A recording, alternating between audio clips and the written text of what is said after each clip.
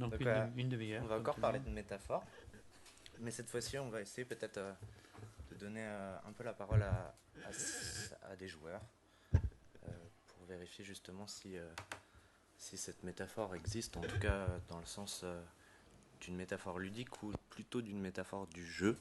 J'hésite parfois un peu entre les deux termes.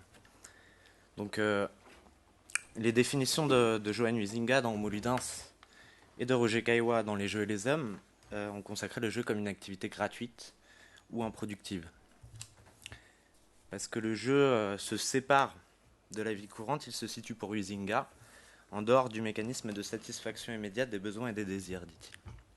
Quant à Caillois, s'il reproche à son prédécesseur d'exclure par la notion de gratuité les paris et les jeux de hasard, il va lui substituer la notion d'improductivité. Je cite, il y a déplacement de propriété mais non production de biens.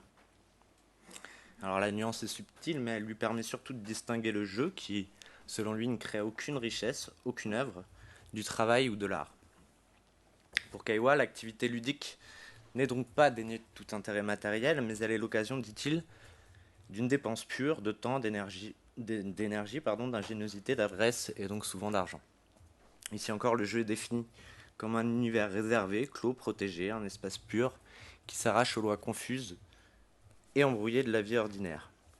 Alors mon travail d'enquête de terrain, réalisé depuis 2007 auprès des joueurs de poker français, m'oblige à repenser d'une part cette prétendue gratuité du jeu, alors même que l'argent est au centre, au cœur de la pratique étudiée, et d'autre part à revisiter les frontières du jeu et de la vie courante.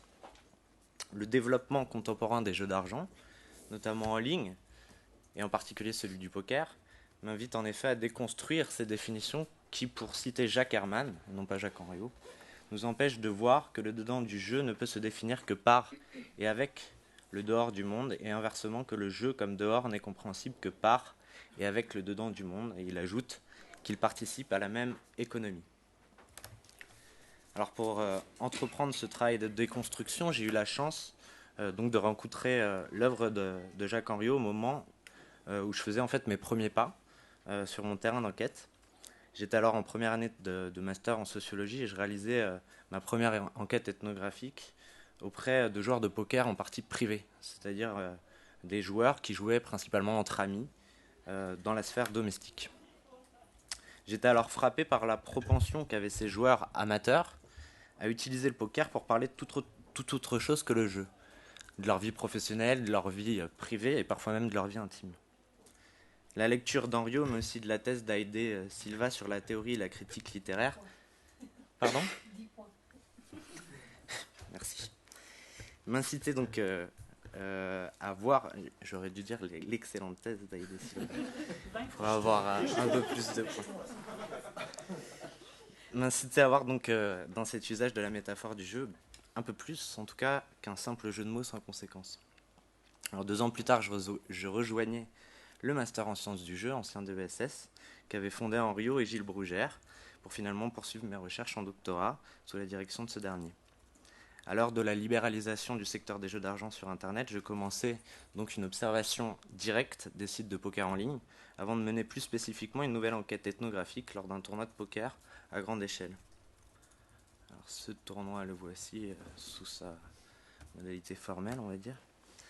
En partenariat avec un site de poker en ligne, cette sorte de championnat de France de poker fonctionnait sur la base de qualifications gratuites sur Internet, qui elle-même permettait d'accéder à différents tournois live, donc c'est principalement ceux que j'ai observés, donc des tournois live, c'est-à-dire des tournois réels, organisés à travers les principales villes de France, une quinzaine de villes en l'occurrence. Et ces tournois donc live, ces satellites live, donnaient à leur tour gratuitement accès à une grande finale dans un cercle de jeux parisien. Alors chaque visite sur mon terrain était pour moi l'occasion d'une observation participante de l'équipe d'organisation, d'une observation directe du jeu et d'une série d'entretiens de type ethnographique, réalisés in situ avec les joueurs éliminés du tournoi.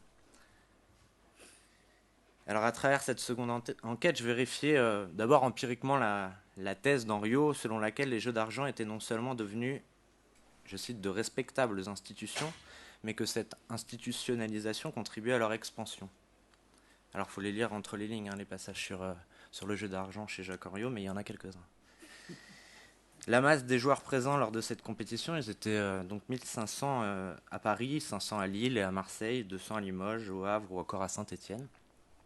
Cette masse donc justifierait sans doute que l'on parle avec Alain Cotta d'une démocratisation des jeux d'argent.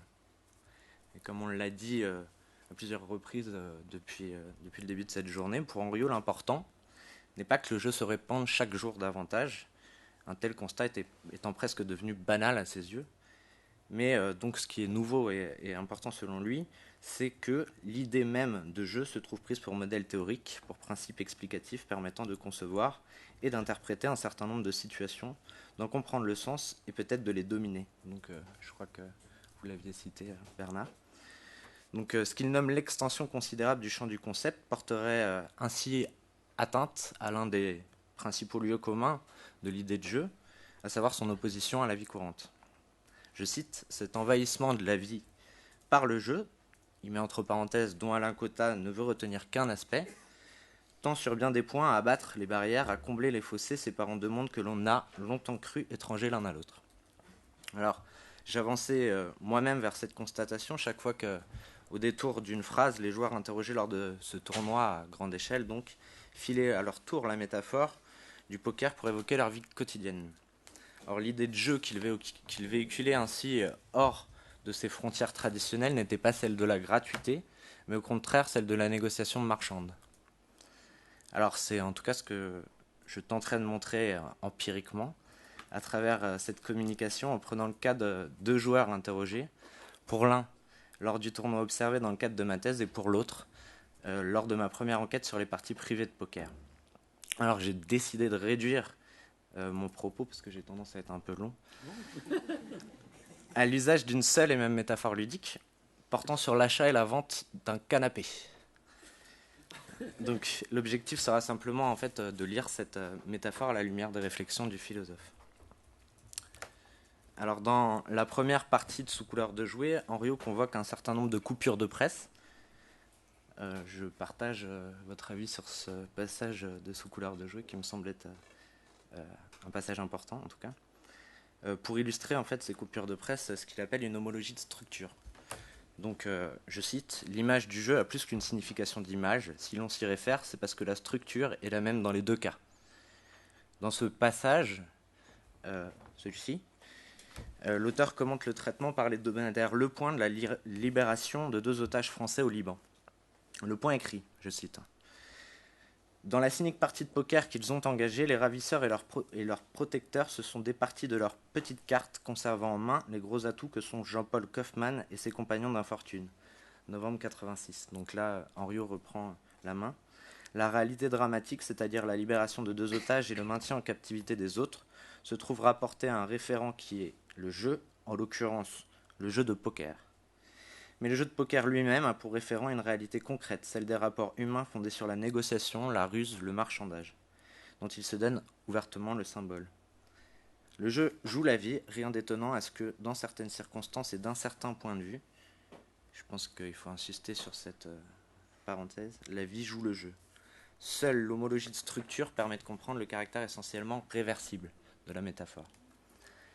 Donc si Henriot souligne ici cette réversibilité de la métaphore, c'est précisément parce que contrairement à la comparaison qui laisse chaque chose à sa place en s'appuyant sur un comme explicite, dit-il, ou à la métonymie qui prend simplement un mot pour un autre, alors là il se réfère à Lacan, mais Lacan qui parle, je crois, à ce moment-là de métaphore, justement. Donc selon Henriot, la métaphore opère dans les deux sens. Je cite, en un premier temps, on présente le jeu comme une manière d'agir qui mime ou simule quelque chose de réel, puis l'on en vient à penser que le réel lui-même doit se comprendre à partir de l'idée que l'on se fait de ce que c'est que jouer.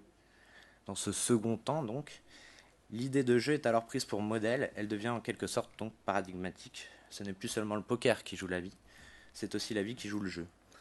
Encore faut-il pour ce faire, je cite, que les formes de conduite qui y correspondent aient même structure, dit-il.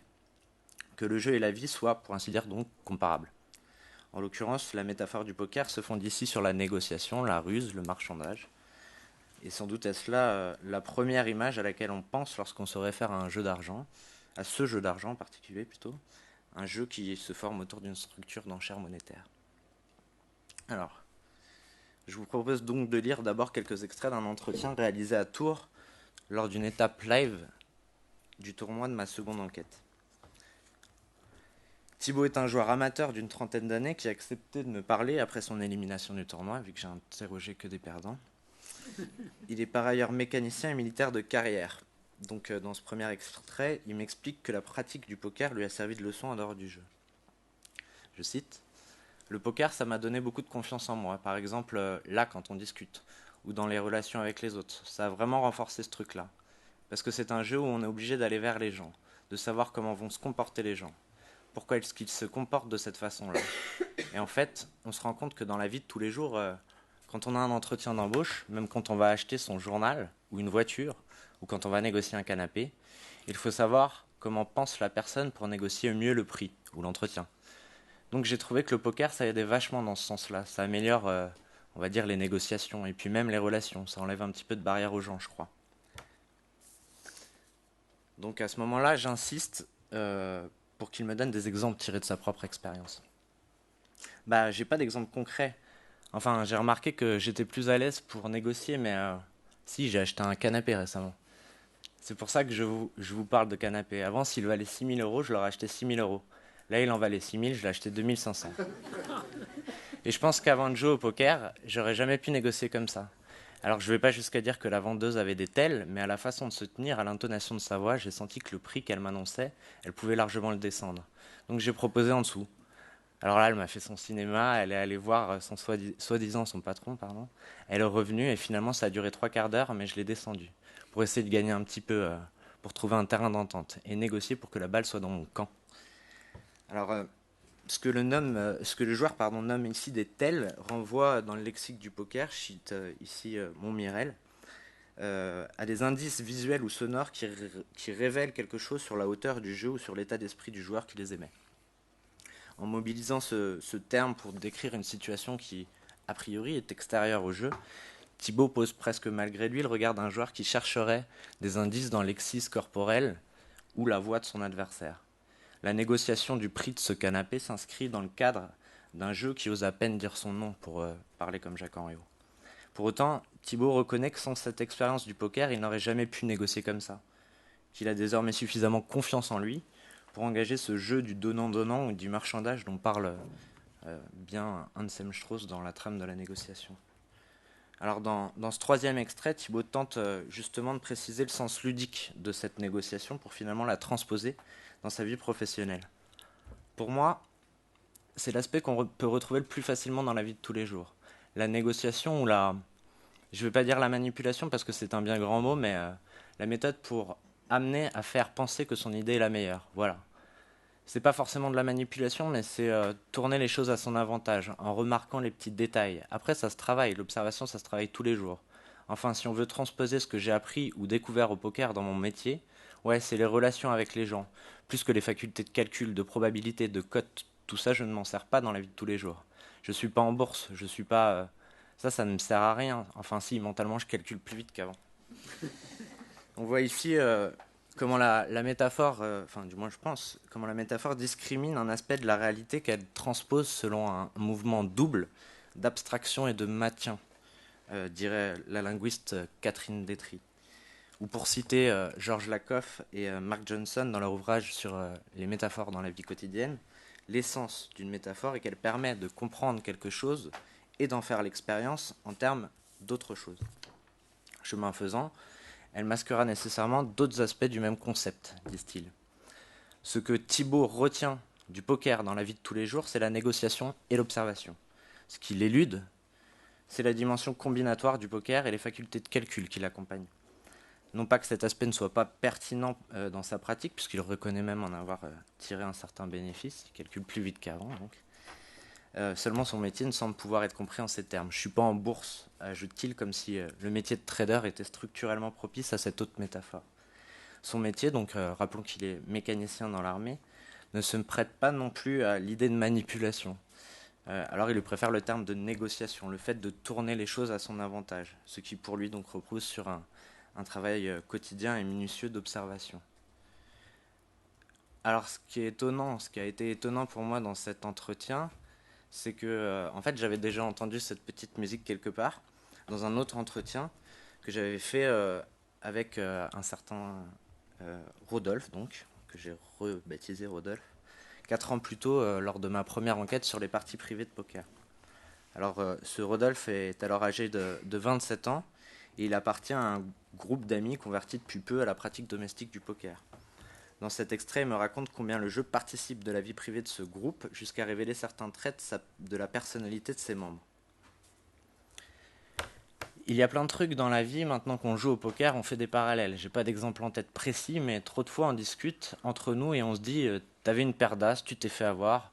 On parle et on a des images poker dans la vie de tous les jours. On fait trop d'allusions au poker, c'est clair. Il y a trop de parallèles. Il y a des comportements que tu as dans la vie qui sont soit exacerbés, soit que tu es obligé de cacher à la table. Ta manière de jouer au poker, c'est un révélateur de ta manière d'être dans la vie quotidienne. Moi, je suis carré, je vais vivre ma vie normale, pépère. Au poker, je vais jouer de petites mains. Parfois, je fais des écarts, parfois, je fais des coups de bluff, mais la plupart du temps, ta manière de jouer au poker, c'est un reflet de ta personnalité. Il y a des similitudes. Alors, ici encore, je demande à mon interlocuteur de me donner des exemples personnels de ces images, allusions, parallèles entre le jeu et sa vie quotidienne. À cette époque, Rodolphe commençait tout juste une carrière de vendeur de canapés dans un magasin. Et en fait, il avait exercé pendant une année dans ce même métier, mais dans des foires et des salons. Donc à l'instar de Thibault, l'exemple qu'il prend est celui de la négociation d'un canapé. Quand je travaillais dans les salons, j'ai appris à aiguiser mon œil et à lire les gens. Alors ce n'était pas pour lire leur jeu, c'était pour lire leurs intentions. Est-ce que j'allais pouvoir leur vendre un canapé ou pas? Et j'ai fait ça pendant un an. Tu es dans un stand où il y a 20 modèles de canapés différents. À côté, ils vendent des cheminées, juste derrière des cuisines, et tu as des badauds au milieu. Tu vois 3000 personnes par jour dans ton allée qui regardent tes canapes. Tu peux pas t'adresser aux 3000, donc tu es obligé de feinter. Vu que tu es payé qu'à la com, si tu passes une demi-heure avec un couple, alors que finalement ils ne l'achèteront jamais, tu as perdu ton temps et donc de l'argent. Tu es obligé de sélectionner les gens sur des critères subjectifs. C'est toi et ta lecture. Et dans le poker, c'est la même chose. Alors, la notion de lecture, ou parfois de lecture psychologique, est très répandue chez les joueurs de poker et s'applique dans une large mesure, en tout cas, à l'observation d'étels de ses adversaires. La métaphore agit alors, en fait, dans cet extrait, comme une image permettant de se figurer la situation en question. Il dit c'est toi et ta lecture. Et en ce sens, il insiste sur l'aspect subjectif de la vente dans un salon. Pour lire l'intention des clients, il faut sélectionner les gens sur des critères subjectifs. La métaphore lui permet de raconter son expérience en des termes que je suis susceptible de comprendre. En s'appuyant sur une certaine connivence, elle vise à mieux se faire comprendre, pour parler encore une fois comme Henriot. Alors j'en profite pour lui demander s'il mobilise cette image dans son travail, cette fois-ci. Autrement dit, s'il y pense le moment venu. Si on passe de la métaphore du jeu au jeu, en quelque sorte. Ouais, disons que le poker, c'est un entraînement. Mais comme au boulot, je ne me sers plus vraiment de cette analyse-là, j'ai un petit peu arrêté de faire des parallèles tout le temps. Alors que dans le salon, c'était constamment. Quand j'étais au poker, j'aiguisais mon œil. C'était un entraînement. Parce que c'était avec mes potes. J'essayais de sentir des trucs, d'exacerber ma sensibilité par rapport à des comportements, des attitudes, des gestes, des mots, des hochements de tête, des clignements d'œil, des tics de la bouche, des mouvements de main. Et ce que j'ai pu apprendre, soit au poker, soit au boulot, je l'ai répercuté sur le poker et sur le boulot. Ce que j'ai pris au poker, ça m'a servi dans mon travail et inversement. Alors pour reprendre Henriot, on voit ici que la pertinence d'une métaphore est liée à la structure de la situation présente. Ce qui vaut pour la vente, ce qui valait pour la vente dans les salons ne vaut plus dans les magasins. Mais ce qui est peut-être plus surprenant dans cet extrait, c'est la façon dont Rodolphe avoue avoir utilisé le poker comme un entraînement pour son travail. Et inversement, comment son travail lui a servi dans le jeu. Ce que j'ai pu apprendre soit au poker, soit au boulot, je l'ai répercuté sur le poker et sur le boulot et inversement.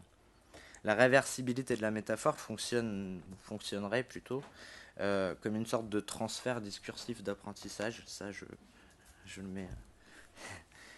Je prends pas trop de risques non plus, mais j'attends de savoir si ça va passer. Non seulement le joueur a pu penser au jeu dans le cours de sa vie professionnelle, mais il dit s'en être servi pour apprendre son métier. Selon Henriot, je cite, « Si le jeu peut être apprentissage de la vie, c'est parce qu'il met en mouvement des ressorts du même ordre que ceux auxquels font appel les activités concrètes ou entre guillemets réelles, que l'on rassemble sous le nom un peu vague de vie.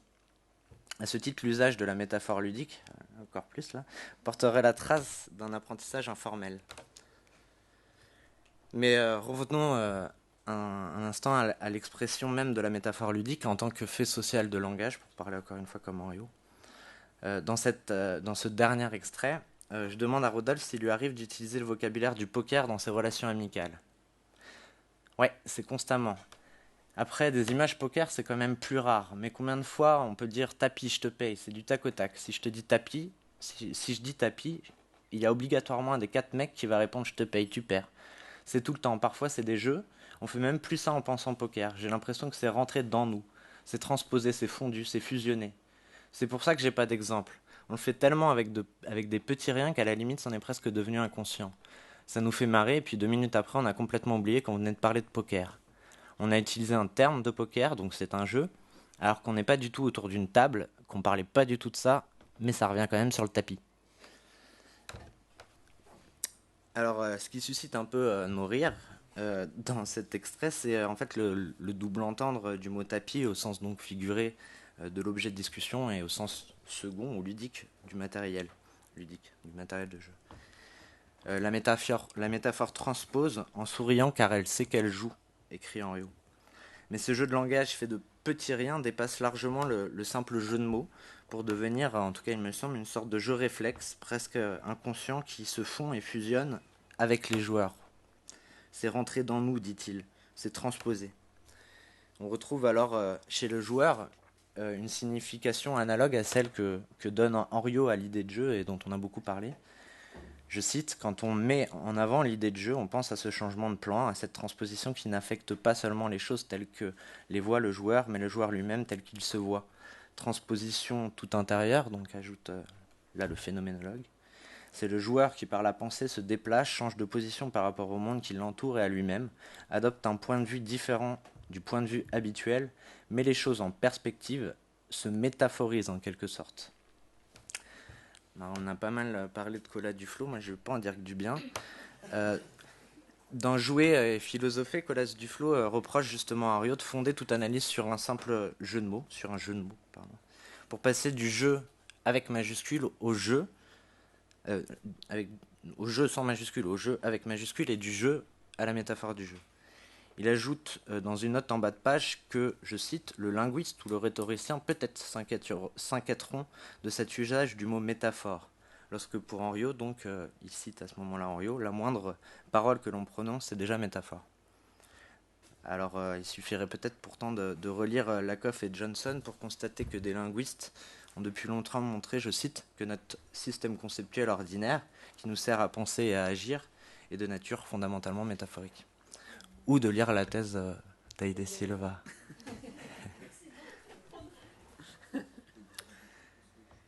En suivant Henriot, donc là où Colas Duflo l'abandonne, il s'agit de se demander comment le jeu vient à l'idée du joueur, qu'il soit ou non en jeu. Alors je cite, « Voici un exemple de situation susceptible de fournir matière à un jeu. Une situation de type commercial, tissée de négociations délicates, de procédures complexes que les partenaires élaborent en vue de conclure un contrat. L'acheteur et le vendeur peuvent, l'un et l'autre, chacun de son côté ou d'un commun accord, l'envisager comme une forme de jeu, si l'idée leur vient, s'ils y sont préparés. Ils peuvent tout aussi bien n'y point penser. À ce moment-là, il ne sera pas question de jeu. La définition que je cherche ne porte pas exactement sur la structure de la situation ou de l'objet, mais plutôt sur ce qui fait qu'elle peut, dans certaines conditions, être envisagée sous l'angle du jeu par un sujet préparé à le faire, ce qui la prédispose en quelque sorte à devenir jeu le cas échéant. » Alors contrairement à la définition proposée en 1969 dans le jeu, celle la même que donne Henriot à la 300e et dernière page de ce Couleur de jouer, avant-dernière page, introduit donc la notion de procès métaphorique. Elle apparaît ainsi comme un critère décisif de l'idée de jeu, même si pour Henriot, il nous prévient en tout cas cet élément-là, tout procès métaphorique n'est bien évidemment pas un jeu. Je ne reviendrai pas sur l'argumentaire qui justifie dialectiquement l'introduction de cette notion, d'une part pour montrer comment l'idée de jeu se forme en relation avec une époque, un milieu, et d'autre part pour qualifier la façon dont le jeu vient à l'idée des joueurs, mais disons simplement que par procès métaphorique, Henriot entend cette transposition de sens qui touche à la fois l'objet et le sujet du jeu en question, mais qui, je cite, n'abolit pas la réalité sur laquelle opère son charme. Dans l'exemple cité ici, cette réalité consiste donc en une négociation marchande entre un acheteur et un vendeur.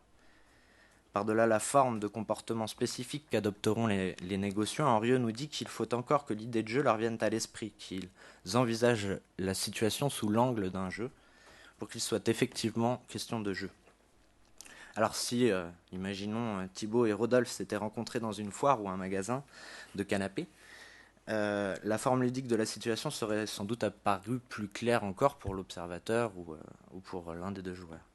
Toujours est-il que chacun de son côté, un acheteur et un vendeur ont non seulement eu l'idée de penser cette négociation comme un jeu, mais c'est au même jeu qu'ils pensaient.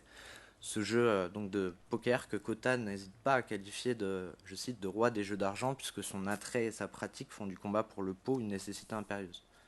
Alors je ne prends pas cette citation pour dire que c'est le roi des jeux d'argent, mais pour insister sur le fait que l'argent serait au centre du poker, selon Cota. Alors même que les définitions de Huizinga et de Caillois nous incitaient à penser l'argent comme un facteur de corruption du cercle ludique, les différents extraits d'entretien cités lors de cette présentation tendraient plutôt à en faire un vecteur d'extension. En effet, chaque fois que la métaphore du poker opère sur la vie quotidienne des joueurs, qu'elle soit privée ou professionnelle, l'argent n'est jamais bien loin. L'homologie de structure qui existe entre un jeu d'argent tel le poker et une négociation de type marchand ne saurait pourtant suffire pour que ces deux joueurs les rassemblent sous le même terme. Encore faut-il donc que le jeu auquel ils pensent ne soit pas celui de la gratuité ou de l'improductivité, mais plutôt celui qui consiste à tourner les choses à son avantage pour l'un ou à feinter pour l'autre. La métaphore peut alors opérer dans les deux sens et traverser peut-être les frontières du jeu et de la vie courante jusqu'à produire la trace d'un apprentissage dans et par le jeu. Alors, dans ce monde où il est de plus en plus question de jeu, Henriot propose de distinguer 3 niveaux d'extension du concept. Je les cite et je vous les propose plus que je ne vais les utiliser parce que je pense que le temps est fini et que j'ai envie de finir à l'heure.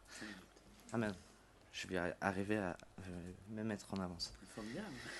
Je cite donc. Au niveau le plus élémentaire, en accord avec une longue histoire, le jeu se trouve pris comme objet de comparaison, image que l'on juge parlante et à laquelle on se réfère de manière plus ou moins ironique ou poétique pour illustrer un thème d'un ordre différent. À un second niveau, je cite, il ne s'agit plus d'une simple comparaison d'une image, mais de la mise au jour d'une problématique qui est exactement du même ordre que celle à laquelle doit faire face un joueur quand il est engagé dans une situation. Et enfin, un niveau supérieur d'élaboration et d'intégration, dit-il, on conçoit que l'idée de jeu n'est plus simplement valeur métaphorique, mais plutôt que sa signification et sa valeur, par essence métaphorique, se révèlent en pleine lumière. On ne se borne plus à comparer la vie sociale à un jeu, on découvre qu'elle est en elle-même un jeu. Alors là, je partage avec Aïdé Silva cette réserve à l'endroit d'un certain ethnocentrisme, je crois que c'est le mot que tu utilises, qui promeut ici l'avènement du paradigme ludique comme un niveau supérieur d'élaboration et d'intégration. Donc pour éviter un peu l'angélisme, je ne crois pas notamment en une évolution générale des mentalités dans le cours de l'histoire, comme il peut le dire, qui irait vers, donc, comme tu le disais tout à l'heure, une plus grande synthèse de l'idée de jeu, quelles que soient les langues et les cultures. Mais Henriot le reconnaît volontiers, c'est là que je pense il est quand même lucide sur ces questions-là. Je cite, l'exégèse du lieu commun, comme le lieu commun lui-même, occupe une place exactement définie dans l'orbe du parler. Aussi son œuvre participe-t-elle sans doute d'une rhétorique du progrès qu'il s'agit de resituer, comme il nous y invite, dans le texte immense et lacunaire qu'auront à déchiffrer les historiens de demain. Pour autant, il me semble quand même que retranché de ses accents peut-être ethnocentriques, cette graduation de la métaphore selon son degré d'intégration dans la vie sociale, qu'on pourrait placer cette fois-ci sur un plan horizontal plutôt que vertical, pourrait bien se révéler pertinente pour qui cherche à mettre au jour à la suite du philosophe le temps des nouveaux joueurs. Merci. Merci.